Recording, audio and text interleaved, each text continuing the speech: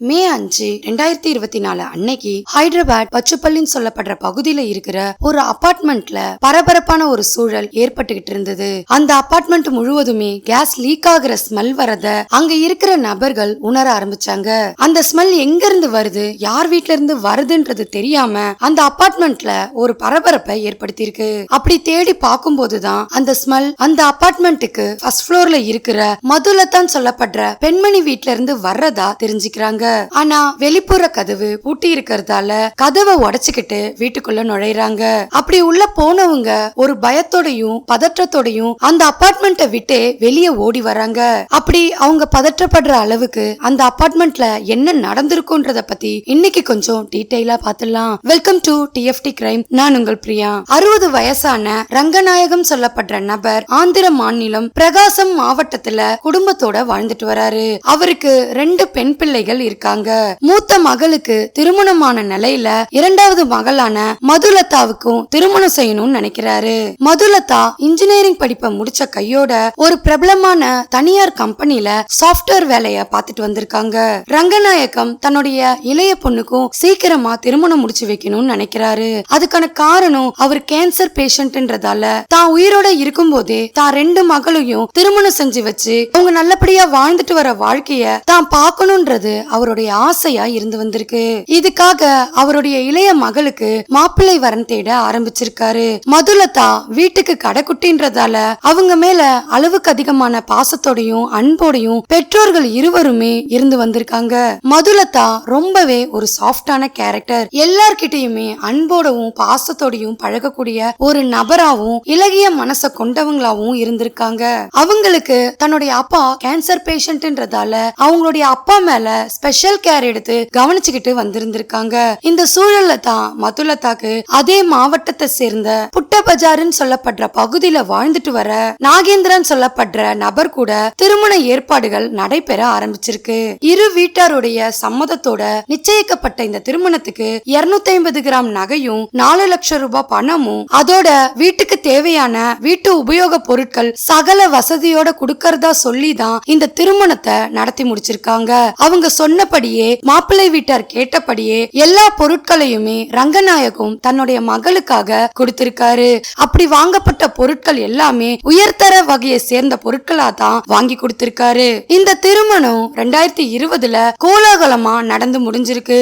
திருமண செலவு முழுவதுமே பெண் வீட்டார் தான் செய்து முடிச்சதா சொல்லப்படுது. மதுலதாவுடைய கணவரான நாகேந்திரா மதுலதாவுடைய குடும்பத்தை விட வசதியான ஒரு குடும்பத்தையே சேர்ந்தவரு. அவருக்கு உடன் பிறந்த ஒரு சகோதரியும் இருக்காங்க.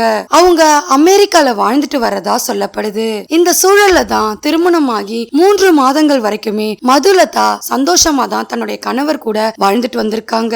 நாகேந்திராவும் சாஃப்ட்வேர் இன்ஜினியர்ன்றதால ஒரு பிரபலமான கம்பெனில தான் வேலை பார்த்துட்டு வந்திருக்காரு. மதுலதா விடவே அவர் அதிகப்படியான சம்பளத்தை தான் வாங்கிட்டு வந்திருக்காரு. திருமணமாகி 3 மாதங்களுக்கு பிறகு கணவன் மனைவி இருவருக்குள்ள அடிக்கடி சண்டைகள் ஏற்பட ஆரம்பிச்சது. அதுக்கான காரணம் மதுலதாவுடைய வீட்டார்கள் கிட்ட இருந்து மேலும் கூடுதல் வரதட்சணைக்காக அவர் மனைவி கிட்ட தொடர்ந்து பிரச்சனைகளை செய்துட்டு வந்திருக்காரு. அதோட மதுலதா தன்னுடைய திருமணத்துக்கு பிறகும் அவங்க செய்துட்டு இருக்க வேலை தொடர்ந்து பார்த்துக்கிட்டே வந்திருக்காங்க. அப்படி வேலை பார்த்துக்கிட்டு வந்தவங்க தன்னுடைய சம்பள பணத்தை தன்னுடைய கணவர் கிட்ட கொடுக்காம அவங்களே பயன்படுத்தினதா சொல்லப்படுது. நாகேந்திராவுடைய அம்மாவுமே தன்னோட மகன் கூட சேர்ந்துகிட்டு மதுலதாவை அடிச்சு துன்புறுத்தினதா சொல்லப்படுது. இவங்க கிட்ட இருந்து கொடுமைகளை தாங்க முடியாத அவங்க தன்னுடைய அம்மா அப்பா வீட்டுக்கே போறாங்க. கொஞ்ச நாட்களுக்கு அங்கேயே தங்கி தன்னுடைய பிரச்சனைகள் எல்லாம் முடிச்சிட்டு தான் தன்னுடைய மாமியார் வீட்டுக்கு போகணும்னு நினைச்சிருக்காங்க. ஆனா அந்த நேரத்துல மதுலதா பிரெக்னண்டா இருக்காங்கன்ற விஷயம் அவங்களுக்கு தெரிய வருது. இதை தொடர்ந்து இந்த விஷயம் நாகேந்திராக்கு தெரிய வரவே தன்னோட மனைவிய சமாதானப்படுத்தி தன்னோட வீட்டுக்கு கூட்டிட்டு வராரு. வீட்டுக்கு கூட்டிட்டு வந்த கொஞ்ச நாட்கள்லயே இருவருக்குள்ளயும் மறுபடியும் சண்டைகளும் பிரச்சனைகளும் ஏற்படுது. இதனால மன உளைச்சல் ஏற்பட்ட மதுலதா மறுபடியும் தன்னோட அம்மா வீட்டுக்கே போறாங்க. மறுபடியும் நாகேந்திரா தன் மனைவியை சமாதானப்படுத்தி எப்படியாவது வீட்டுக்கு கூட்டிட்டு வரணும்னு நினைக்கிறாரு. ஆனா மதுலதாவோ தான் வீட்டுக்கு வரமாட்டேன்னு சொல்லி ரொம்பவே அடம் பிடிச்சிருக்காங்க. இதுக்காக நாகேந்திரா தனி குடித்தனம் போலான்னு சொல்லி சமாதானப்படுத்தி கூட்டிட்டு வந்திருக்காரு. அவர் சொன்னபடியே அதே மாவட்டத்துல இருக்கிற ஒரு அபார்ட்மெண்ட்டுக்கு தனி குடித்தனமா குடிபெயர்றாங்க. இப்படியே சில மாதங்கள்ல மதுலதாவுக்கு மதுலதாவுக்கு டெலிவரி டேட்டும் நெருங்க ஆரம்பிச்சது. இத காரணமா காட்டி மதுலதாவுடைய அம்மாவும் அப்பாவும் அவங்களுக்கு வளகாப்பு செய்து முடிச்சு அவங்க வீட்டுக்கே கூட்டிட்டு போறாங்க. அந்த சூழலையும் மதுலதா தன்னுடைய வேலைய தொடர்ந்து பாத்துக்கிட்டு வந்ததா சொல்லியிருக்காங்க. அதுக்கான காரணம் தன்னோட அம்மா அப்பாவுக்கு அவங்களால முடிஞ்ச உதவிய செய்யணும்னு நினைச்சிருக்காங்க. வளகாப்பு முடிஞ்சு கொஞ்ச நாட்கள்லயே அவங்களுக்கு அழகான ஒரு ஆண் பிள்ளையும் பிறந்திருக்கு. அந்த குழந்தைக்கு ஸ்ரீஜன் சொல்லி பெயர் சூட்டு விழாவையும் கொண்டாடி இருக்காங்க. இதை தொடர்ந்து 5 மாதங்களுக்கு பிறகு தன்னுடைய கணவர் கூட வாழ்றதுக்காக அவங்களுடைய சொந்த அபார்ட்மெண்ட்டுக்கு வந்துடுறாங்க. அப்படி வந்த கொஞ்ச நாட்கள்லயே மறுபடியும் நாகேந்திரா தன்னுடைய சுயரூபத்தை காட்ட ஆரம்பிக்கிறாரு. நாகேந்திரா தனக்கு குழந்தை பிறந்துட்டதால தன்னுடைய மனைவியோட சம்பள பணத்தை கேட்டிருக்காரு. மாதம் சம்பள பணம் வரும்போதெல்லாம் நாகேந்திரா தொடர்ந்து மதுலதா கிட்ட சண்டைகளையும் பிரச்சனைகளையும் செய்து வந்துட்டு இருக்காரு. இதுக்கு உடந்தையா அவங்களுடைய அம்மாவும் அமெரிக்கால வாழ்ந்துட்டு வர அவங்க அக்காவும் காரணமா இருந்திருக்காங்க.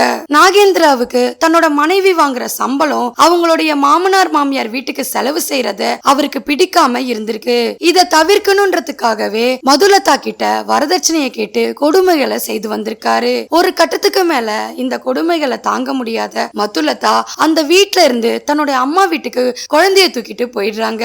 அப்படி வந்தவங்க ஓரிரு மாதங்களா தன்னுடைய அம்மா வீட்ல தான் தங்கி தன்னுடைய குழந்தை கூட வாழ்ந்துட்டு வந்திருக்காங்க. கடந்த பிப்ரவரி 10ஆம் தேதி மறுபடியும் நாகேந்திரா மதுலதாவை தன்னுடைய வீட்டுக்கு கூட்டிட்டு போறதுக்காக சமாதானப்படுத்தியிருக்காரு. அந்த நேரத்துல மதுலதாவுடைய பெற்றோரும் உடன் பிறந்த சகோதரியும் மறுபடியும் வரதட்சணை பிரச்சனை வராம இருக்கிறதுக்காக இரு வீட்டார் சைட்லயும் பெரியவர்களை கூப்பிட்டு ஒரு பஞ்சாயத்தை நடத்தி தான் மறுபடியும் மதுலதாவை அவங்க கணவர் கூட வாழ்றதுக்காக அனுப்பி வச்சிருந்திருக்காங்க. அவங்க அம்மா வீட்ல இருந்து மதுலதா பிப்ரவரி 10ஆம் தேதி தன்னுடைய கணவர் வீட்டுக்கு குழந்தைய தூக்கிட்டு வந்திருக்காங்க. அப்படி வந்தவங்களுக்கு மறுபடியும் நாகேந்திராவால பிரச்சனைகள் ஏற்பட ஆரம்பிச்சது. ஒவ்வொரு மாதமும் மதுலதாவுடைய சம்பள பணம் அக்கௌண்ட்டுக்கு வந்ததுமே நாகேந்திரா அவருடைய சுயரூபத்தை காட்ட ஆரம்பிச்சிடறாரு. இதனால கடந்த மே மாதம் 5ஆம் தேதி இருவருக்குள்ளயும் பிரச்சனைகள் ஏற்பட ஆரம்பிச்சிருக்கு. அந்த தேதியில மதுலதாவுடைய சம்பள பணம் வந்ததுமே நாகேந்திரா மறுபடியும் அவருடைய சுயரூபத்தை காட்ட ஆரம்பிச்சிருக்காரு. இந்த கொடுமைகளை தாங்க முடியாத மதுலதா மறுபடியும் தன்னுடைய அம்மா வீட்டுக்கே போய் வாழ்ந்துடலான்ற ஒரு முடிவுக்கு வராங்க. இத பொறுத்துக்காத அவரு கடந்த மே 5ஆம் தேதி இருவருக்குள்ளயும் வாக்குவாதம் ஏற்பட்டு பிரச்சனைகள் ஏற்பட ஆரம்பிச்சிருக்கு. அந்த நேரத்துல நாகேந்திரா தன்னோட மனைவி எதிர்பார்க்காத நிலையில சுத்தியலை கொண்டு வந்து அவங்க தலையில அடிச்சு தாக்குனதா சொல்லப்படுது. இதுல நிலத்தடுமாறி கீழே விழுந்ததுமே அவங்களுடைய சுயநினைவை இழந்திருக்காங்க. அந்த நேரத்துல நாகேந்திரா கிச்சன்ல இருந்த காய்கறி வெட்டுற கத்திய கொண்டு வந்து அவங்கள பல முறைக்கு மேல அவங்க உடல் முழுவதுமே கத்தியால தாக்கியிருக்காரு. சம்பவம் நடந்த இடத்திலேயே ரத்த வெள்ளத்துல இறந்து போறாங்க மதுலதா. மதுலதா இறந்து போயிட்டாங்கன்றத உறுதிப்படுத்திக்கிட்ட நாகேந்திரா ஒரு சில நிமிடங்களுக்கு பிறகுதான் தான் என்ன செஞ்சோன்றதையே உணர ஆரம்பிக்கிறாரு. அந்த சமயத்துல போலீஸ் கிட்ட எங்க மாட்டிப்போன்ற அச்சத்துல மதுலதாவுடைய உடலை டிஸ்போஸ் பண்ணணும்னு நினைக்கிறாரு. இதுக்காக பெரிய கத்திய கொண்டு வந்து அவருடைய மனைவி உடல் பாகங்களை பீஸ் பீஸா கட் பண்ணி வெளியிடங்கள்ல டிஸ்போஸ் பண்ணணும்னு நினைச்சிருக்காரு. அதே போல அவர் நினைச்சபடியே மதுலதாவுடைய கால் பகுதியை கட் பண்ணிருக்காரு. அப்படி கட் பண்றதுக்கு முயற்சி செய்தவரு தோல்வி அடைஞ்சதா சொல்லப்படுது. ஏன்னா மதுலதாவுடைய எலும்பு கத்தியால அவங்களுடைய எலும்ப உடைக்க முடியாததால சுத்தியலை வச்சு போனை கட் பண்ணணும்னு நினைச்சிருக்காரு. அதுவும் தோல்வி அடைஞ்சதால மதுலதாவுடைய இறப்ப ஒரு விபத்து போல சித்தரிக்கணும்ன்ற திட்டத்தை போடுறாரு. இதுக்காக கிச்சன்ல இருந்து 2 சிலிண்டரையும் அவருடைய பெட்ரூம்க்கு கொண்டு வந்து கேஸ ஓபன் பண்ணிட்டு விளையாடிட்டு இருந்த தன்னுடைய குழந்தைய தூக்கிக்கிட்டு உடனடியா அவர் வீட்டு கதவை லாக் பண்ணிட்டு அந்த அபார்ட்மெண்ட்டை விட்டு வெளியேறாரு.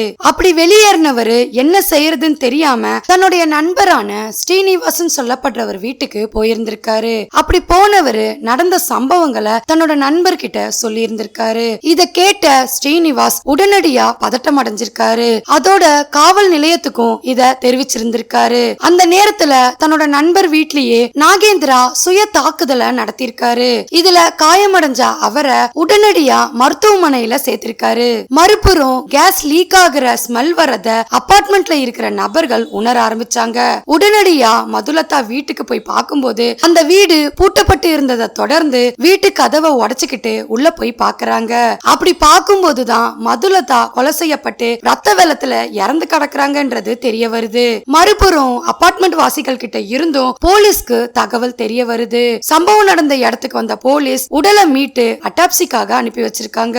நாகேந்திராவை கைது பண்ண போலீஸ் தொடர்ந்து அவங்க கிட்ட விசாரணைய நடத்திட்டு வந்திருக்காங்க. அவர்கிட்ட நடத்தப்பட்ட விசாரணையில தன்னுடைய மனைவியோட சம்பள பணம் தான் கிட்ட வராததாலையும் மேலும் வரதட்சணைக்காகவும் தான் மனைவிய தாக்கினதாவும் கொலை செய்ததாவும் சொல்லியிருக்காரு. மேலும் தான் மனைவியோட சம்பள பணத்தை எடுத்து அவங்க அம்மா அப்பாவுக்கு செலவு செய்துட்டு வந்தது தனக்கு அதிகப்படியான எரிச்சலையும் கோவத்தையும் ஏற்படுத்தினதா நாகேந்திரா போலீஸோட விசாரணையில தெரிவிச்சிருந்திருக்காரு. அந்த அபார்ட்மெண்ட்ல கேஸ் லீக் ஆனதை தொடர்ந்து தீயணைப்புத்துறை காவலர்களால அந்த அபார்ட்மெண்ட்ல இருந்த 20 குடும்பங்களும் காப்பாற்றப்பட்டிருக்கு. ஒருவேளை லீக் ஆன அந்த கேஸால அசம்பாவிதம் ஏற்பட்டிருந்தா குழந்தைகள்ல இருந்து பெரியவங்க வரைக்கும் கிட்டத்தட்ட 50ல இருந்து 70 பேர் இறந்து போயிருப்பாங்கன்றத அந்த அபார்ட்மெண்ட் வாசிகள் ரொம்ப வருத்தத்தோட தெரிவிச்சிருந்தாங்க. சரியான நேரத்துல போலீஸ் திறமையா செயல்பட்டு அங்க இருந்த மக்களை காப்பாத்திருக்காங்க. போலீஸ் நாகேந்திரனை பத்திய விசாரணையில அவர் ஒரு சைக்கோத்தனமான ஒரு கேரக்டர்ன்றது தெரிய வந்திருக்கு. அதோட அவருடைய மனைவிய தனக்கு அடிமையா வாழ்ந்துட்டு வரணும்ன்ற எண்ணத்துல தான் அவர் செயல்பட்டுட்டும் வந்திருந்திருக்காரு. இவருக்கு உடந்தையா அவங்களுடைய அம்மாவும் கூட பிறந்த சகோதரியும் செயல்பட்டதா மதுலதா வீட்டார்கள் குற்றஞ்சாட்டிட்டு வந்திருக்காங்க.